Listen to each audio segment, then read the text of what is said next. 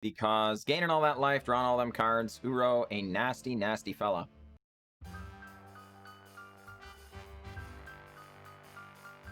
Greetings, everyone. I'm glad to be here, and I'm glad that you are here. Today's jank is in Historic, and we are looking to play some blue-red spells in budget form.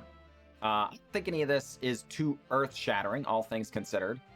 We have spells and creatures that care about spells. Well, what are those creatures? Specifically, Crackling Drake, 4 mana, 4 toughness flyer, 4 in toughness equal to the number of instant sorcery cards you own in exile and are in your graveyard. When Crackling Drake enters, draw a card. So, feels good, man. Enigma Drake, all of that same thing for 1 mana cheaper, but does not draw a card when it enters, and does not count cards in exile, only instant and sorceries in the graveyard. Then we have 4 Sprite Dragon. Whenever you cast a non-creature spell, put a 1 counter on it. And 4 Terramander. It adapts, so it becomes a 5/5 flying for 8 mana, but it costs 1 less to activate for each instant and sorcery in your graveyard. Then, you know, we have some burn, 4 shocks, 4 lightning strikes, and 4 Spikefield Hazard. These are very important here, folks. In this case, they are both an instant sorcery that we can cast very cheaply to grow Dorat, but also an instant sorcery we can cast to put things into the bin. So, like, maybe deal 1 to their face and drop it into the bin or something like that, right? Very, very good, but also, very importantly, lands. The actual physical normal lands we have here, 19. But with the 4 Spikefield Hazards, 2 Dry Disruption, we have just, 25 lands in a deck as low a curve as we have, especially with 4 opts, 4 chart, of course. Way, way more than enough lands, or at least we should. That said, let's get out some gameplay. We'll talk afterward about some potential upgrades to this deck should you start acquiring more cards. All right, folks. Here we are up against Fit and Graves, and if any one of these was a blue source, this hand would be insane. Very, very good. The fact that it's only reds, kind of getting us. Yeah, our budget mana base. That's going to be a concern. But we're going to take a mulligan. Okay. Yeah. Yeah, this looks good.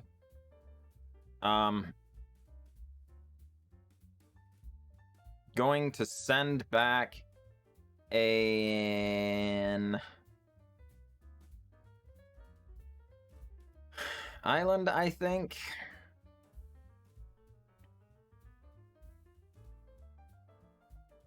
And lead on Swiftwater Cliffs. Both of us took a mulligan, so that much is good. Oh boy, Spikefield Hazard. A good draw. If we keep drawing lands, well, then we have, a spell to grow our Sprite Dragons and Enigma Drakes and things like that. If we do not keep drawing lands, darn it, we have a land. So, feels good, man. Feels good. Yeah, opponent. Falling Barrens, Forest, and Forest with the Paradise Drake. Paradise Druid on the field. Our opponent has access to lots of mana. Oh boy, it's Marwyn the Nurturer coming on down. Well, let's shock Marwyn, grow Dorat, play our land, cast a Terramander, get in for 2, pass the turn. These Enigma Drakes, currently only 1/4s. That's not really exciting. But we do have Lightning Strike ready for next turn. Should the opportunity arise to cast it. I can't imagine we don't cast Lightning Strike next turn. It would be great to get Enigma Drakes down. But not only do we get in for more damage with the Sprite Dragon, but, this very likely to get pointed at their face. If they do slam down in it like an Archdruid or something like that, or... Wow. That was not what we expected. Well, then I guess we're just going to hold up Mystical Dispute, folks. That was actually kind of a good draw here.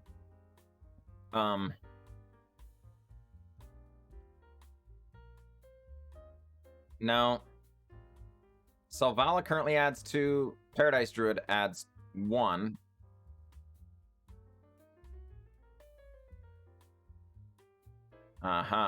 Okay.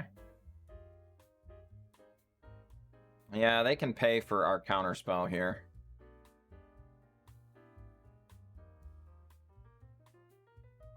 Yeah.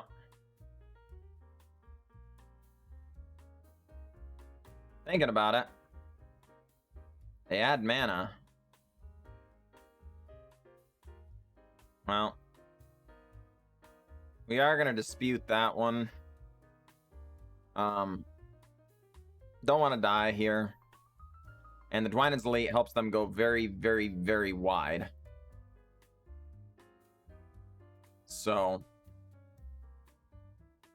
Okay, another... Wow, they had 2 Dwynen's Elite. Good heavens. Yeah, that is wide indeed. Looks like we're just going to take 2 down to 19. 1, 2, 3, 4, 5, 6, 7, 8. Well, folks, we're going to do this right now to grow our Sprite Dragon, get a little more damage in. But it's looking a little bit like a race. We do need to draw another burn spell, I think, in order for the race to be profitable for us. But we also kind of don't want our opponent to draw anything crazy. Yeah. Sure. Selvala. Able to add mana, but that doesn't seem to be worthwhile considering their current situation. Looks like they're going to be putting counters on the Crawling Barons and just attacking us for 4. Alright. Yeah, these things are fine. Lightning Strike. No. Lofty Denial. Not the greatest here. Because they've got 1,000,000 mana. So our Enigma Drake coming down, it should be able to block relatively well. But more importantly, if we're not going to die to whatever attacks they make, we now have Terramander and Enigma Drake both together are lethal. Sprite Dragon by itself is lethal, right? So if we can just afford to take whatever hit, then yeah, this is great. What we really don't want is for the top card to be a Craterhoof Behemoth. That's what we would like to avoid.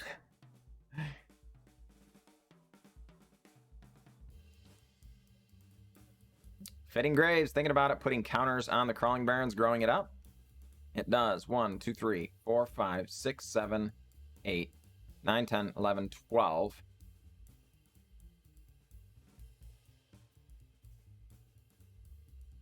Alright, well, we're going to block and pray here. Okay, because I was going to say, they could potentially have... it's possible that was... You know... Who knows? But, you know, a giant growth style effect or something. So trying to play as careful as possible. You know, I don't think...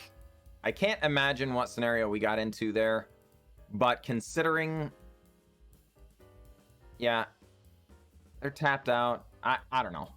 I don't think there was any way for us to lose there. But, you know, whenever they make weird attacks like that, it always makes me a little concerned. Good game, opponent. Good game.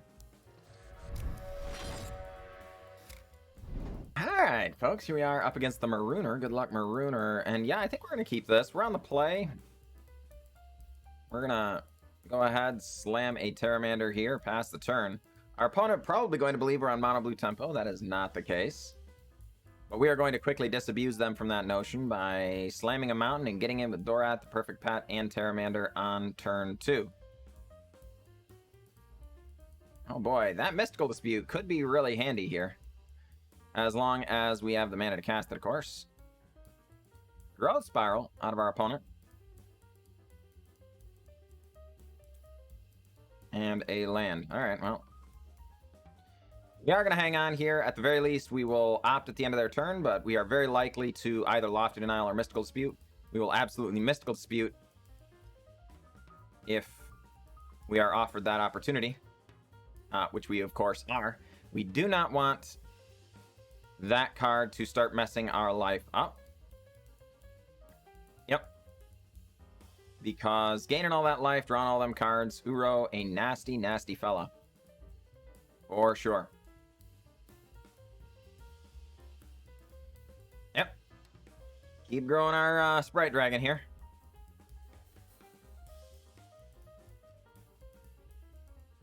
Come on, folks. We need a land.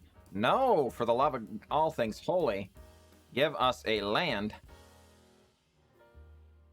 Alright, well. Since we're not going to be able to make a land drop, and our opponent knows that we can't make a land drop, or we're not going to make a land drop, they know we're not going to have a counterspell. We're just going to shock their face. Try and get as much damage as possible here. Well, that's inconvenient.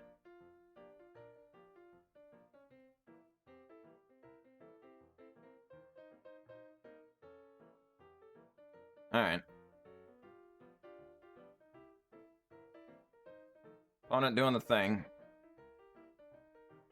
This is not surprising. Yeah, I don't know. I think we are just going to opt.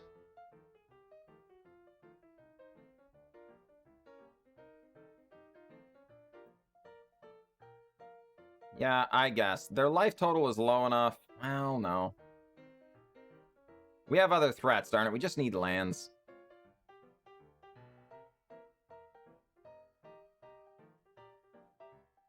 Alright. That works. Not thrilled about this, but it is what it is.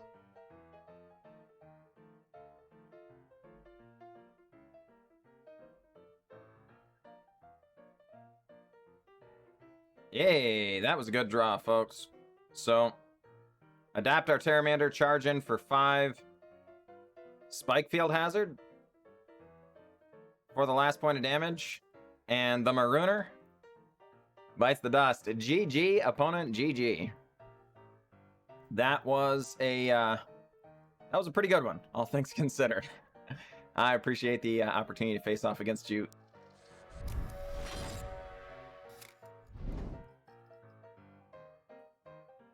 All right, folks, here we go. Derply Derplaff is our opponent. We're going to hang on to this hand. Yep. Lead on Pteramander. Pass that turn right on back.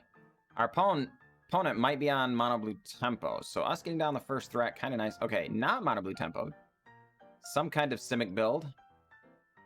Is it Merfolk?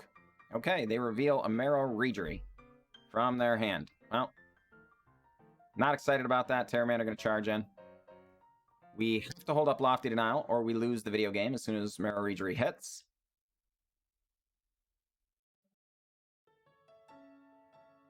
Yeah, 2 damage coming on in. They pass. All right. Oh, boy.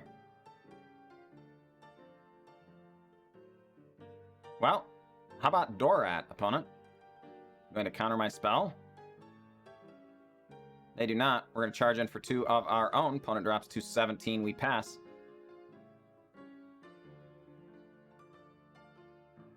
Okay, Merfolk Mistbinder. We are going to counter that. Grow our Dorat. Opponent going to Mystical Dispute back. Oh, Quench back. Okay. All right, fine. Not great, but fine. Hey, there we go. Yeah, let's charge in here. Opponent drops to 14. We're at 16. Thinking things over. Opponent goes Island. Bait spell, Marrow Regery.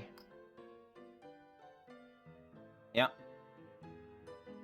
Bait spell resolves.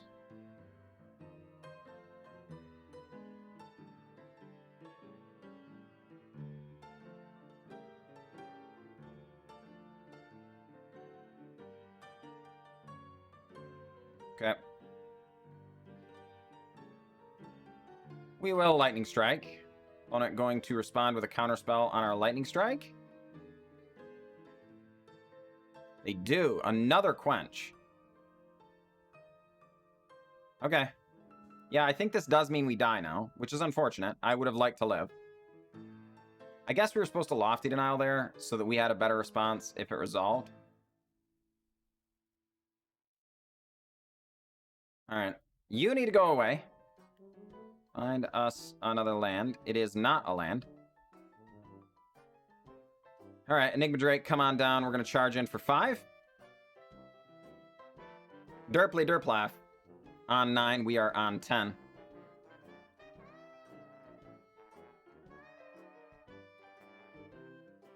Alright.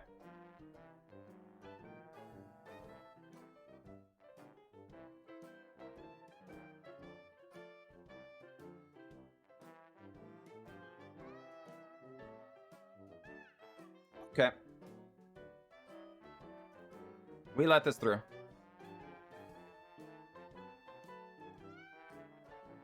Opponent, thinking things over. Goes with the Marrow Regery, finally. Everybody gets bigger.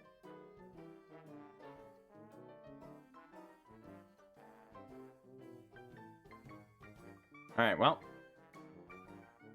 Things are looking good, folks. Because we can Dorat and attack for lethal. Okay, and then if they didn't allow the Dorat to resolve, we would have been able to Lofty Denial their spell, which they could not, of course, pay for, which would grow the existing Dorat to be lethal. So even if they could, like, you know, so we get into a counterfight, Dorat doesn't resolve, right? We counter, or they counter our Dorat, we counter their counter, they counter our counter spell, so their original counter resolves, or they just counter Dorat again. Either way, this Dorat doesn't resolve, doesn't matter. This one and the remaining crowd is actually lethal because we had an opportunity to cast Lofty Denial to protect it. So, GG, opponent, GG. Whew, that was a close one for sure, but a good game to be certain as well.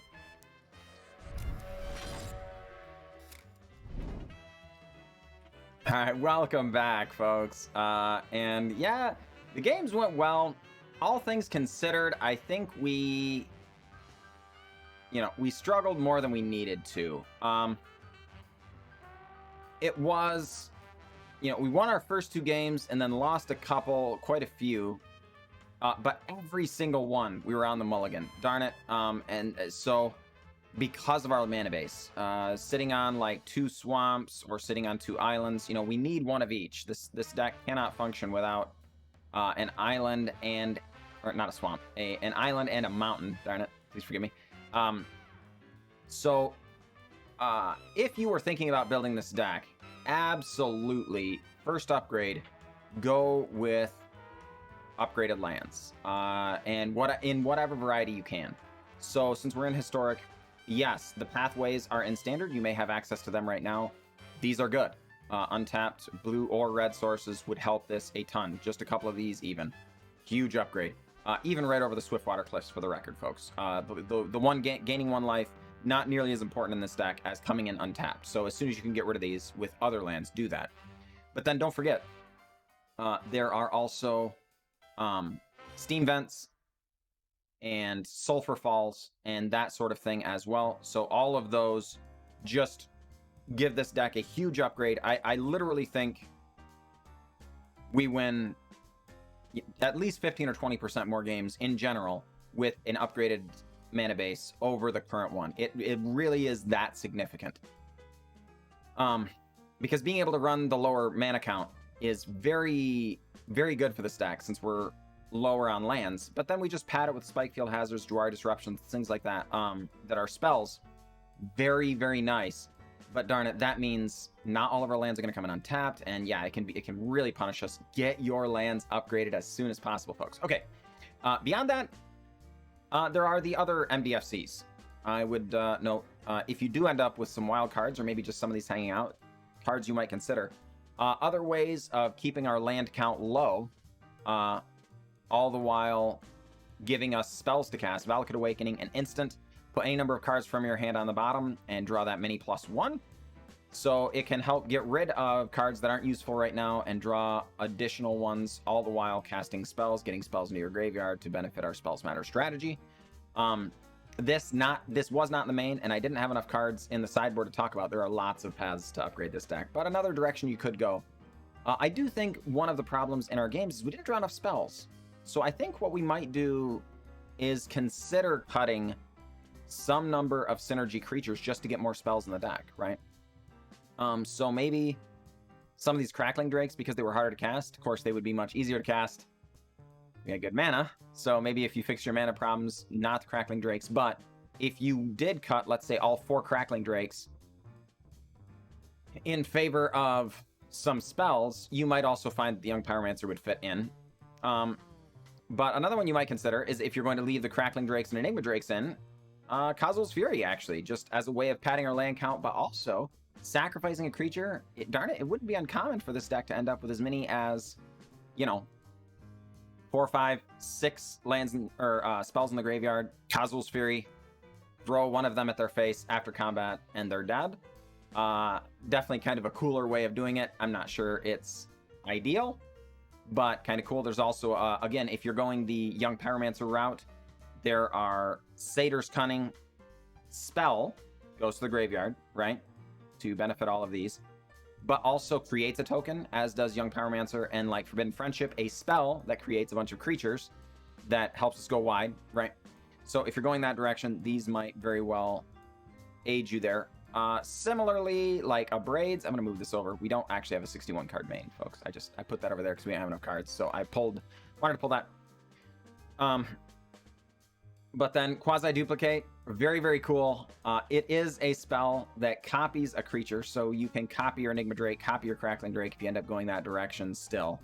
And then copy it again later on, and then you'll have like a 3/4, 4/4, 5/5, or 5/4, something like that. And then you'll get 2, and then a third one, right? Very, very powerful indeed. I think the biggest, most powerful card, as I'm sure you're not surprised by, that we're missing, is Bone Crusher Giant. Basically, anywhere that can play this card oftentimes wants to, in Historic or in Standard. But this one is no exception.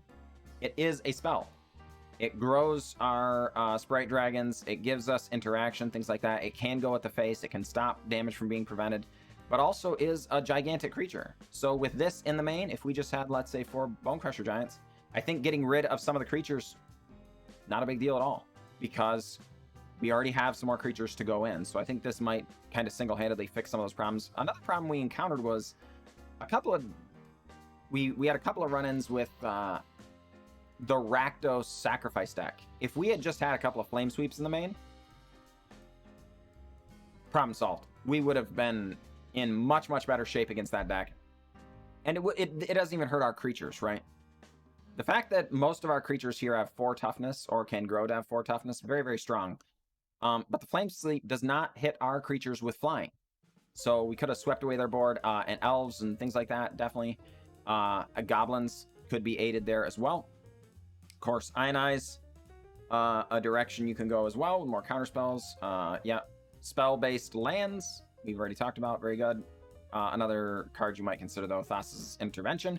Give us more counter magic or card advantage, depending on the situation. But yeah, folks, I'm not gonna lie, it was a ton of fun to play. I recommend it if you're on a budget. It's also one of those decks, again, that has a million different upgrade paths. You can go this direction or go that direction, and all of it in commons and uncommons, right? So definitely a lot of fun, though. Even if we struggle a little bit in these games, I think there's some tweaking that you personally could do, especially, again, the lands. Cannot stress that enough. The lands, a big, huge deal.